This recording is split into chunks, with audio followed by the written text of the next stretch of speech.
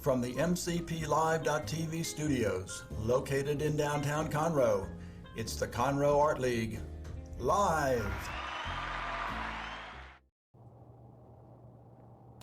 Hello and welcome to Cal Live, the show that introduces to you one by one the many talented artists of the Conroe Art League and to the beautiful art that they create. My name is Conroe. I'm your host today, and today's artist guest is Sherry Raiford. Hello, Sherry. How are you? It's great to Welcome be here. to the show. Oh, it is good to be here. So, Sherry, I'm going to first ask you if you would introduce yourself to our audience, and you might start anywhere you want, pre-art life, or at art life, some background of who you are and where you're from, and then we'll get into the art, and we'll talk about the art, but tell us about yourself. Well, I'm a Texan born and raised, married a Louisiana boy who kept trying to move me to Louisiana, and that did not work out, so here we are in Texas. We spent numerous years traveling and living in the Middle East and Sudan, and moved back when our children were about to hit high school, so we've been back for a while. And I did not grow up thinking I was an artist or I had art flowing through my veins. My mother was a quilter and a sewer and a cake decorator, and she introduced me to fabric art. And I love color, and that's been just a passion of mine since I was a little girl. She would always buy me paint by number sets every summer, so I guess I painted a little bit. My journey to become a painter, which I guess I would consider myself that, was, if you can imagine a camel slowly plodding through the desert, looking for any oasis of creativity you could find. That's been my journey. I have taken classes in pottery and wood carving, and which turned out to be a disaster because I shouldn't be allowed to have sharp instruments. But I have taken faux finishing classes and plastering classes, and I took every class imaginable. And overseas they have these wonderful art groups for women in the compounds we lived in, and if they offered something, I took it. And it wasn't until we moved back to the Kingwood area, and a friend said, hey, I was in my 40s, and my friend said, I'm going to take some classes at Kingwood College. Are you interested? And I went, sign me up. So I went to Kingwood College, and I began taking every art class they offered. Drawing, color composition, painting, and that's when I got into acrylic painting and have been doing acrylics ever since. And that's when I discovered my love for art. I so appreciated all the traveling we got to do, because on the side of the road in Africa there'd be these wonderful wood carvers and batik artists, and just I always go, how did they do that? How did they don't go to school for that? How did they do that? And then we traveled through Singapore and Kuala Lumpur, all these countries we went through, Thailand and all, and it's just amazing the art there is in the world, visual arts. Let me go back to your mother. You said she quilted. Mm-hmm. She did some other type of fabric art, sewing, and Yes. so on. Was that ever an interest? Did she I teach quilted. you? Yes, she You've did. done all of that? And I spent many years collecting fabric, and I love the texture, the color. Yes. And I have done applique and piece quilting. I've done that for a long time. So I would think from that in terms of composition, at least you were prepared that things, if I'm going to compose, they have to go into a certain order. Yes. The second follow-up question, you go to Kingwood. Were you pursuing a degree? And I can't think of the word when you simply sit in without... No, I was taking college classes. You were taking college classes, and you're working toward a degree in art? No, I was just taking college classes. As I said, I'm like that camel going through the desert. Yeah. But you were working toward a degree, or just taking classes? They would have counted towards a degree. Yeah, so... Absolutely. Okay. And then at some point, did you notice, wait a minute, I'm taking different things, but in the beginning, but now they all seem to gravitate toward art classes that I'm taking, or did you just take? Well, I stopped taking other classes and just Period. concentrated on painting and Right. drawing and composition and, some more serious avenues that kind of led somewhere, and it led to me loving painting because it's color, it's texture, it's all of that. And the first introduction might have been to acrylics, I think you said. Totally or- acrylics, yeah. So you liked acrylics, kind of no interest in oil, or just found acrylics and said, that's it for me? Well, I was always afraid of oils As am because I. of turpentine, Right. all these things, and that was, okay, I'm dating myself, but that was like 25 years ago. And then we started going to Santa Fe every summer, and we would volunteer at the Indian market. That's big and big, and we would help the artists and the judges and just traveling through the galleries and talking to artists who come to show and do demonstrations, and I began to love oil. I thought, I have to try oil now. And my husband goes, oh no, not another tangent. You have an art closet full No, of it's still supplies, that and camel. pastels, watercolor, I have it. And so now, I'm just now getting into oils. Okay. And going back to, I think it was Africa that you first mentioned, that you saw, they probably didn't call themselves artists, but maybe craftspeople, or Probably maybe vendors. craftsmen, yeah. And they're selling what maybe they've done traditionally for years. Oh, tribally, it's handed down, I guess. In working with the Pueblo artist, it's handed down from father to father, father to son, mother to daughter. These are just traditional things that you grow up doing from a child onward.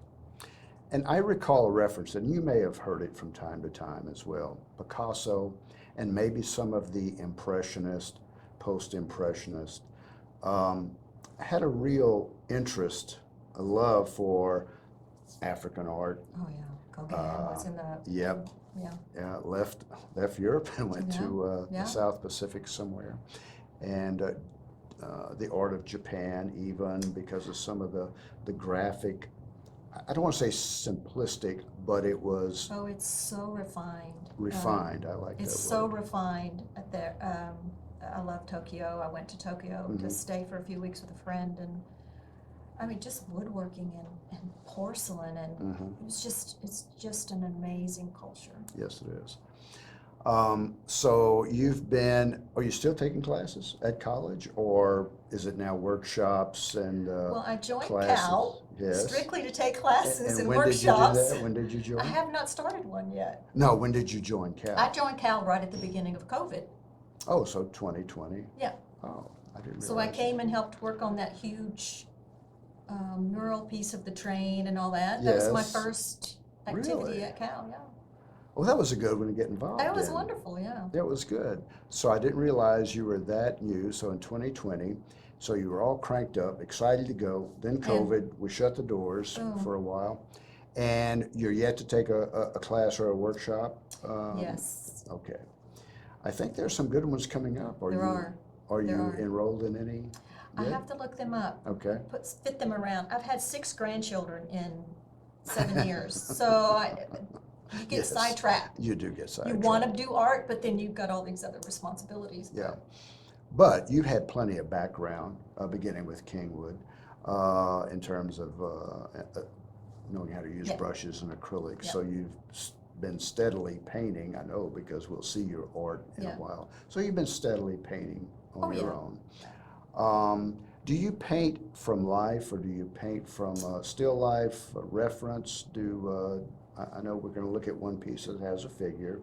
If you're doing a figure, are you from It's life? mostly from photos, it's from references like that, because acrylics don't work well in plein air. It just, true. you're kind of Drive over. working with a medium that doesn't appreciate Right, the other right. things you want to try out. But that's what I hope to get into, is more painting on the spot with oils and all. And the photo references, Sherry, do you take the photos yourself, or you're looking for? I do. Oh, I do. very good. Well, with an iPhone, With an iPhone. Well, that's okay. but they're pretty good. Yeah, come a I'm long gonna say way. the technology there. And even with, I think, the Samsung, Yep. is the technology is to the point. I guess there'll always be some issues with distance, but Yeah, they can take them they've out. come a long way, so, yeah. So you're taking your own photos, and My then, husband did a lot of photography, so through the years of our travels, he's done some really good Oh. shots, so I have some of those stacked up to try to paint from. So looking back on your travels and some of the art that you've seen, which ones, if any, stand above, or are they all kind of equally in your mind all the time, or are there any places that stood out? We bought quite a few wood carvings from Tanzanian artists, and I call them artists. I don't know what they would call themselves, artists, but I still treasure those now because the workmanship is so, I don't know, it's just so real. Is Tanzania known for a certain type of wood that they use? I have a lot of ebony, and it's I beautiful. bet that's beautiful. And I would guess that's a hardwood, It's very hard wood. very hard. Yeah. So it brings the question, so how in the world? And their Which instruments was- are, handmade. I mean, they're Right. not Right. what you can get in the U.S. to Right. wood carve with. So how did they do it? And is there any particular motif that you collected, be it religious, animals, tribal life? Well, there are a lot of faces. I love faces. And we have one ebony carving that's called a family tree. And it's out of a stalk of ebony, and they've got, in each section, they've left the brown bark, and then cut into the dark ebony wood is faces. Faces of men and women holding pots on their head. And I mean, it's amazing It work. is amazing. It's amazing work. Any mask in any of that collection? No. Okay. Okay. Do you think we want to look at some of your art now? Sure. Okay. If we could, we'll bring up the first piece, and if I could, I'll make a few Okay. comments first. And talking about faces, well, here we have one, Yeah. staring kind of maybe partly behind the bush, and then partly Peeking out. not. And I like that flat, not flat, but the contrast of the red tint against all the green, and then the red flowers, and all the branching off. So tell us somewhat about the subject matter, the inspiration, the medium, the title. Well, this is, of course, acrylic, because that's what I started with. And this was during my classes I was taking at Kingwood College.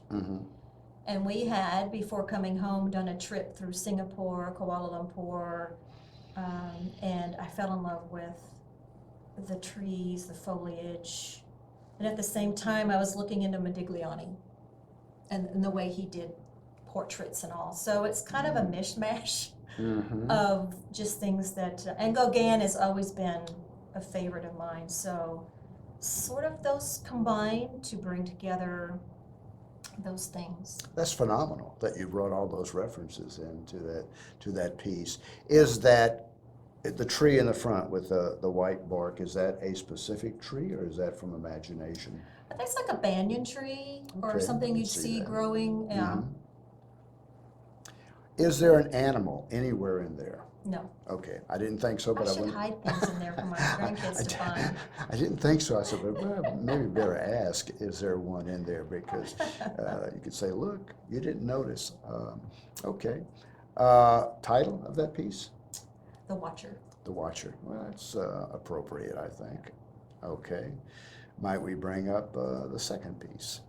And my impression of this is I like the condensation, just the eyes, the hat, the reflections, obviously, from the glasses. And I almost want to think, where the shutter in the background is almost like the golden section is the smaller part, and this is the bigger part of the golden section. Oh, wow, you're astute. So tell us again about this piece Well, here. one of the reasons I want to attempt oils is portraiture. Okay. And so I began, a lot of things that I had painted through the years have been requests from family and friends, right? So it's hanging in other people's homes. So this is my attempt at doing a partial portrait. of my husband, and this is a scene that was taken in Santa Fe on one of our favorite places up in the mountains. And if you look really close at the bottom to the right of the glasses, I'm sitting in there. Is that You can see right? a little white hat. So it's a reflection of, he loves Santa Fe I do see it and now. the skies and the mountains, so that's what that is a reflection of. I call that Shades of Santa Fe. Oh, nice. So when I asked before, is there something hiding in the background? That's this me. one, this one, there is actually something hiding in the background. So you want to do portraits, and this was maybe the first step. Yeah. Of I didn't want to do a whole face, so I kind of like crop that. Right. And what's the attraction to portraits, if you could articulate? Well, I've always loved faces. That's why I collected the carvings. I mean, faces True. are full of character and thought and history. You know, you can see a person's lineage in their face. So that's always interested me. Let me go back to another comment you made and ask this. You said, well, a lot of the work you did was at request, so it left the house and went to someone else's wall. Do you miss, is it hard to give up a piece? It's like giving up a child. I mean, it's, yeah, you labor over something and it's really hard, but I have a good library of pictures of things I've done. And Yeah, yeah. so. You're not alone, obviously. Oh, no, I'm sure. And I can think of one well-known artist at the Art League who also is a teacher, and he said that the other day. Says, I hate to give them up. You sell them? Well, yes, but not always. I hate to give them up. And sometimes for me, at least for some of the things I do, is my wife says, no, you can't sell that one, because I'm ready to sell it maybe. But I said, no, don't sell that one, bring it back to the house. So I'm not surprised at all when you go through the gallery that some of them say not for sale. I mean, it's just too hard. Yeah, it is. Okay. Well, let's go on, if we might, to the third piece. Now, this one is very different, obviously, than... So I went off on another tangent with YouTube during COVID and got into what they call acrylic pouring. And so I've been playing around this for a couple of years. And it goes back to my roots of color and texture. Oh, yes. Just purely color and texture and movement. And so I've done a few pieces that that didn't get scraped off that I really like. Now, again, on the design, is it's a mirror design, or it's actually two formations from the reference that are separate? It's two formations, and it's like a double nebula that you would see if you were in deep outer space, I guess. So that's a double nebula. Okay. And is that the name of it? No, it's called Cosmic Fatal Attraction. Okay. Cosmic Fatal Attraction. Well, that wouldn't have been your first foray into abstraction, or maybe it was one of the first? Probably. Well, it's such a spontaneous thing. There's no thought to abstraction. I've done abstractions in school, of course. You had to take pieces and abstract them down. But that was was just so, it just didn't have to conform to anything.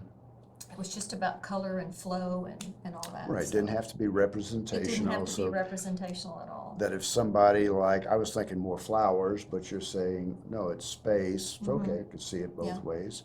Or it could be highly colored microorganisms on a, absolutely. on a lab. Well, my friend said, that looks like a petri dish I looked at in my nursing school. So, it could be whatever you wanted it to be. Now, you poured it, and you poured the resin to cover it. Yes. How much, was it a challenge for you to do resin? Right. Well, there's a learning curve to resin. Yes, there is. But the only good thing about resin is if it didn't work out, you just sand it a little bit and pour another coat. I mean, there's been a piece that I've done 5 coats of resin on because it was just giving me nightmares. But I just had this conversation with Brenda McDougall and her husband Rod. Yeah. We were sitting there Friday night after setting up the show, and of course, you may know Brenda does Alcohol Inc. And then she started talking about the resin, and it comes to be both. Rod helps do part of it, and she does too. But all the meticulous detail to get to the resin and to have it done right. Because I've seen some pieces at the Art League that the resin was marred, and you can obviously tell it, but somebody felt like, I can't do it anymore. So Where'd that piece of hair come It's a happy from? accident, who cares? Yeah. That's the way it is. Well, you can always fall back on the Quakers have a saying that in their beautiful quilts they do, or their furniture, there's always a little mistake in there. Mm-hmm. Because only God is perfect, right? Right. So if there's a mistake, then you know it was handmade. So. I think I've heard that stated as happy accident. Yeah. I don't know if that goes to resin, but it's gonna have to go to it if it's that. Well, good. What's on the easel now? And typically artists have more than one piece. well, I am practicing with oils, and I have a little video class that I'm doing. So I'm doing still lifes and things like that, and just learning to use the oils and the mediums and all. So that's what I'm doing now. Any one of the three pieces that we just saw, are they in the? Have they been exhibited in the Art League, or are they there now? The last one is. The Okay. pour is in the gallery right now. Okay, very nice. So you want to turn to oil. You're doing it now. You plan to take some workshops and perhaps classes. And maybe that's a good question. Do you lean toward classes or toward workshops? I've had such a mixed bag of workshops versus classes. I think classes, you do it long enough to get so familiar with it, you feel like you've accomplished something by the time you leave. Workshops are just like an intro. And I've had so many of those that I go home and go, well, I know how that works now. Right. And never pick it up again. So I think there's a lot to be said for both, obviously, but I think classes, if you're beginning to learn something, I think classes are the better way to go to get, just as you said, that continuity with the instructor. Now begins to see different parts of your style and maybe see how it's changing and maybe tell you something that you don't know about yourself. well, and how you see a progression, right? Exactly. Because as artists, I know for myself, it took me a long time to say I'm an artist. It took me years. And in fact, Brenda McDougall said, when I sold a piece in the gallery, she said, you are now an artist. And I went, okay. But with my travels, I found out that art is not about a degree. Art is not about, it's just about who you are and expressing who you are, right? Whatever medium. There is art in, I took bread making classes, and there's artistry in cooking, and there's artistry in decorating a home. There's just, life is, if you look at it, it's just full of beauty and art. And maybe that's the point. And you've heard the saying, and we'll hear it all the time. Learning to do art, painting, drawing, sculpture is learning how to see. And that's the key to not just look past something, to back up, take a look at it, and see what is there in terms of the structure, in terms of what it means to you, and how can I communicate that outward. Okay. So we've covered a lot. We covered your background, covered from learning from your mother, going around the world, seeing so many different cultures, so many types of art, learning at Kingwood. Now you're at the gallery, and you'll be learning there. Anything else that you might want to say about your art? My art? Either past, present, or future? It's just my art's always a work in progress. Okay. You know, and you know, everything builds on itself. So those watercolor classes and those pastel classes and all that, they just build a foundation of knowledge that can be put into any medium you decide to do. It's all a process and knowledge that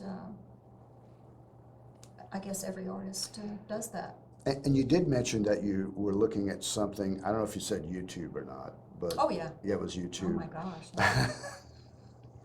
Yeah, who's not guilty of that? Are there any particular artists, one or two on YouTube, that you would recommend to someone to take a look at least, whether they follow the person to or follow not? them. Well, there's I don't know if I know their names because they all have Oh, true. fake little titles that are not their name. But right now I'm taking a little class from a guy named Nick.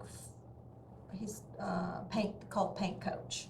Paint coach. And Okay. he just breaks down the fundamentals of oil painting that are just really easy to do and understand. And then, there's just so many. I have Sure. a list of 100 artists that I follow. Mm-hmm. And some are in Europe, some are in all over the place. And I'm not Brazil. surprised, yeah. When I look at my Instagram and see the artists that I follow, it's kind of amazing. Or watch It's on all over the YouTube. place. Yeah. Well, very good.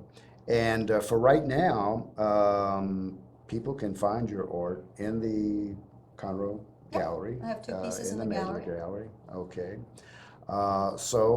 Folks, to see Sherry's art, as well as the art of the other talented creative artists of the Conroe Art League, please join us at the Best Little Art Gallery in historic downtown Conroe. We're located at 127 Simonton Street. We're open Tuesday through Saturday from 11 o'clock a.m. to 4 p.m. So join us there, please, where we practice our creed to create, appreciate, and learn.